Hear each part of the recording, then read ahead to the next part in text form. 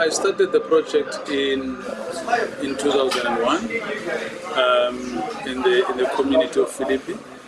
I was inspired by another girls' soccer club in the area, which has now defunct. So we're the only team in the community now that is involved or that is playing women's football. The reason behind, I wanted to everybody focus mainly on the male side of things. So I thought maybe coming up with a different aspect to the game, which is the women's side of things, that will also assist in changing lives, for the women, in the community, not only the male section.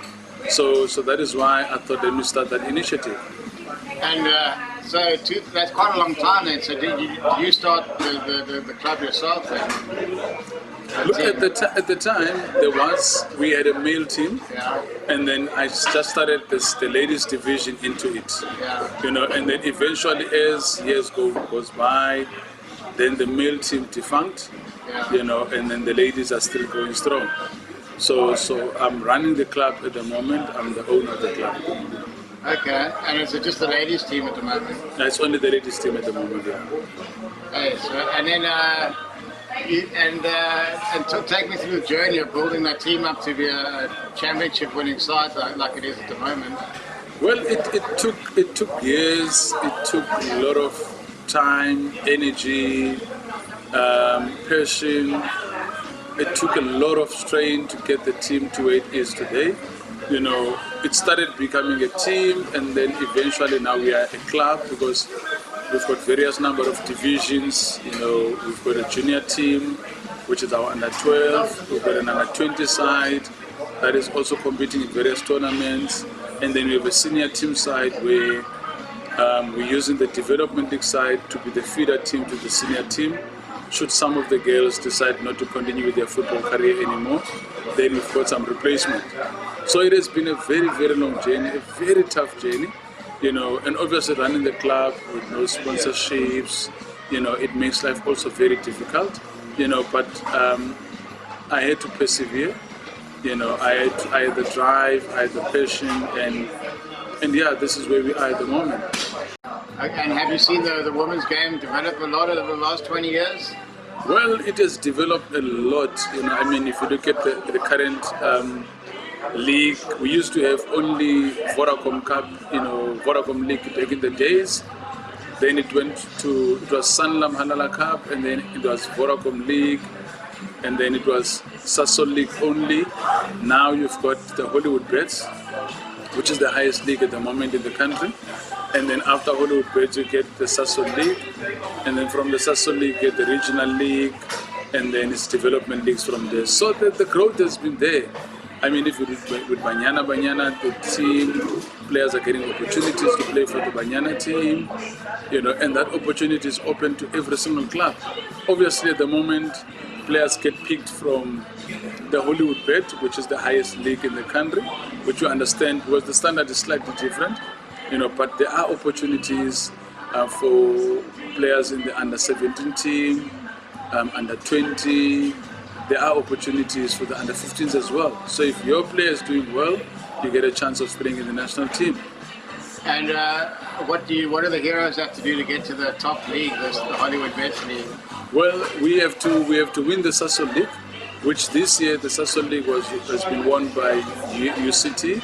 Yeah. And then UCT has also qualified for the Hollywood Bet National League.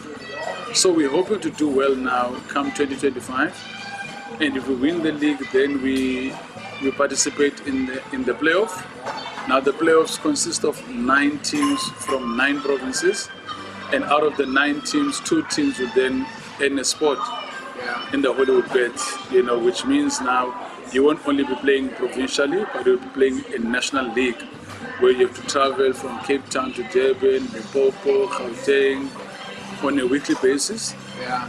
Because that is the nature of the league. Yeah. So that is basically. That's a fully professional league. Yeah, it's not yet professional. It's a league that is run by SAFA, but it's a national league, which gives more opportunities for players to get seen by the national scouts. Yeah. And they can be scouted for the national team. Absolutely. And have you had any of your girls making it to the national team or close? Well, one of our former players, is one of the players at the national team as we speak. Fikile Magama, she's a former player of this club. She left us and she moved to UWC. We've got many others that have made it in the junior ranks of the national team. Your under 17s, your under 20. We've got the whole list of players that have made it in there. So there is a great progress. We've made great progress on our side as well. And obviously running a soccer club is expensive. What sort of sponsorship are you looking for the club? Well, it's, like you said, it's very expensive. We are looking for sponsorship. It's either the monetary value or technical sponsors in terms of the apparel, or any form of assistance. We really need help. It costs a lot of money to run a club. You must cover the transport. Some of our players don't have soccer boots. Some they don't have shin guards. Any form of apparel, even training equipment costs a lot of money. So we are looking for any kind of sponsors that we could get. We'll really appreciate that. A First for Women or something like that, First for Women would be best because it speaks directly to what First for Women is all about. And in terms of, with the Ladies Premier League coming in the UK, is that obviously big for the game? Well, it's getting more TV time. Definitely, it's big for the game. Our players, even in South Africa, in the Banyana team, we have a whole lot more of players that are playing abroad. The likes of Temi Khatane, Noko Mutlo, Linda Mutlalo, Jermaine Siposingwe, Nokolo Tosane. There's many, the list is just endless. And that helps a lot, in terms of when those players are coming back to South Africa and representing the country. They understand the dynamics of playing in European football and they understand the style of play. So what the coach requires from them, they already have some idea in terms of what is it that is expected because they gain a lot of experience, a lot of expertise, from playing abroad. So that helps the country as well to do well. Banyana has been doing exceptionally well. Yesterday they lost 2-1 to England. England is not a Mickey Mouse country. And what budget do these guys have for England? Exactly. So you compare, when you talk about England, it's a team that get funding, sponsors, everything from club level all the way to national team side. And it's not the same case, in South Africa, it's a different story. And you must be a mentor in the community, because you don't drink and you're a God-fearing guy. That must be you're doing the Lord's work almost there. Well, I am. I have inspired so many people in the community, and I get maximum respect, from many people in the community. Some I don't even know them. Some they just see me on the field of play. And I'm just representing my community very well. Because what they see out of me, that's exactly who I am. And I'm just there for the game and make sure the progress of these young girls is taken care of and is well looked after. In our communities, many of these young girls, they get involved, in drugs, teenage pregnancy is the biggest problem. Drinking alcohol is the biggest problem. And if they've got nothing to do in the community, it's very easy for them to adapt into that kind of lifestyle. But because there are programs, activities that are made available, at no cost, it's easy for them to participate. And do you see the effect in the community as a result with these young women coming through? Well, a massive effect. Even the councillor, our community councillor, was commending the club and the project the other day recently. Because we're playing a pivotal role. Because, like I said, these young girls, they've got something to do. These young girls, they can literally walk, from home to the training ground. They don't have to spend money to get involved in these programs. And these programs are keeping them, away from all these negative things.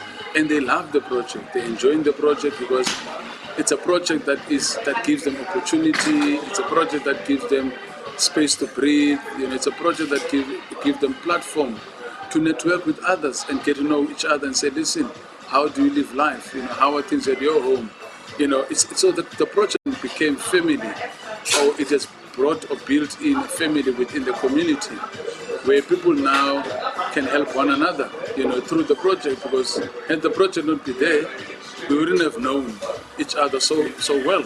So now I already know from various homes, who does this one stay with, how is the situation at home, how we can help one another.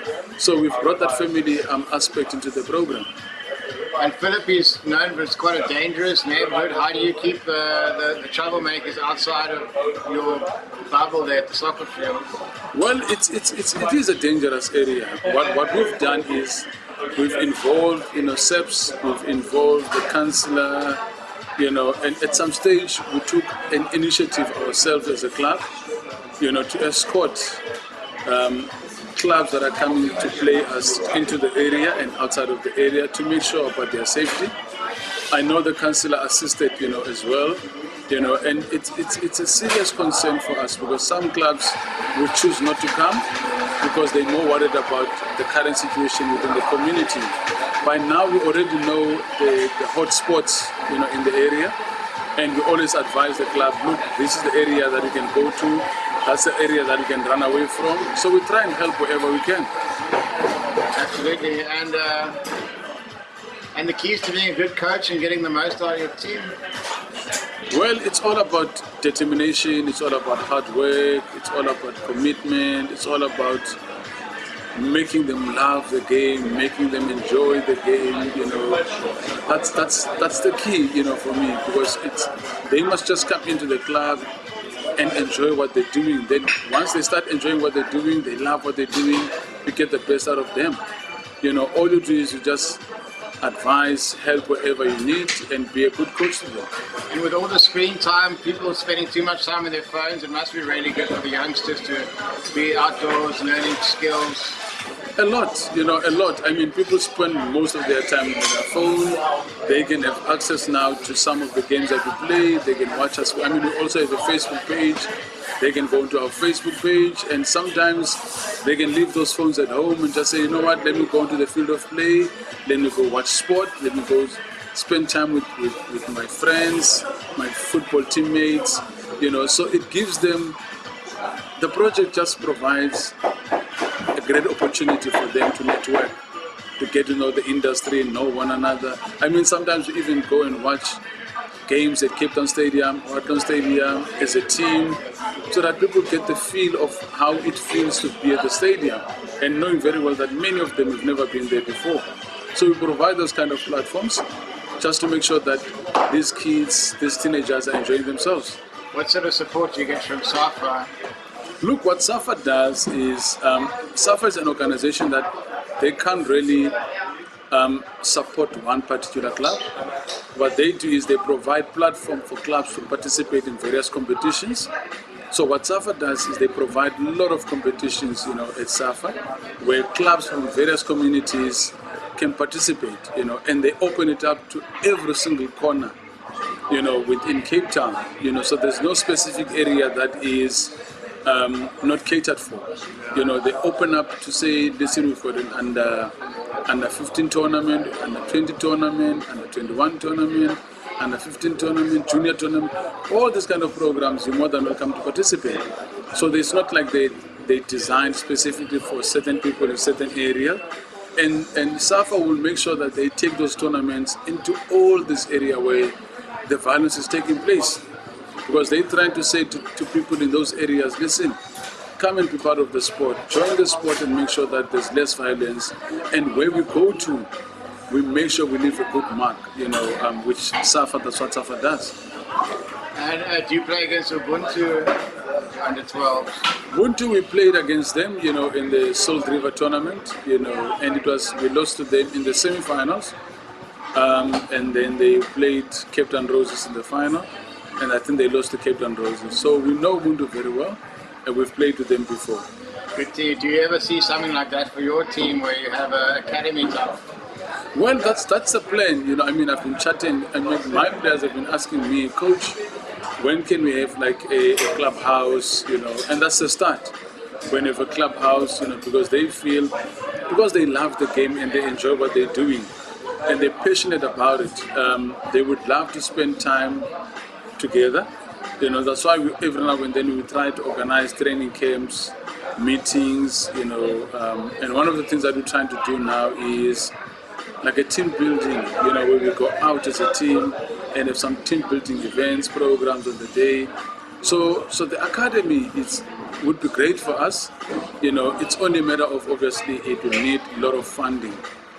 So clubs like Ubuntu, they've got some fundings, donations they get, from wherever, and unfortunately we're not in that same predicament as them.